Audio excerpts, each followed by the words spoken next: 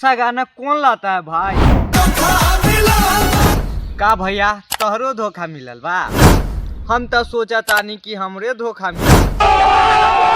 हमर पहिला बाकी बिया तू महिला।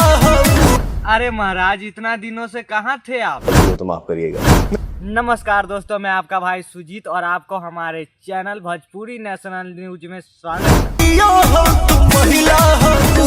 आज यही गाना का रिव्यू करने वाले तो करना, और वीडियो पसंद आएगा तो एक लाइक जरूर करिएगा। चलते हैं वीडियो को शुरू करते हैं। भैया बहुत गलत कर रहे हैं, लड़की पर कभी हाथ नहीं उठाना चाहिए। ओह यार, हमार नरक हो गई। तो दोस्तों इस गाने को लिखे प्रिंस प्रियदर्शी और म्यूजिक दिए प्रियांशु सिंह, जो कि एक बार सुन सकते हैं। शुभ समाचार से। दोस्तों इस गाने को गाए अपने पावर स्टार पवन सिंह और शिल्पी राज, जो कि बहुत ही मीठा आवाज में गाए हैं, एक बार सुन सकते हैं। समाचार से और इस गाने का म्यूजिक और लिरिक्स बहुत ही तागड़ा और कमाल का है। और बात करें इस गाने का वीडियो क्वालिटी के बारे में, जो कि बहुत ही कमाल का बनाया गया है दोस्तों।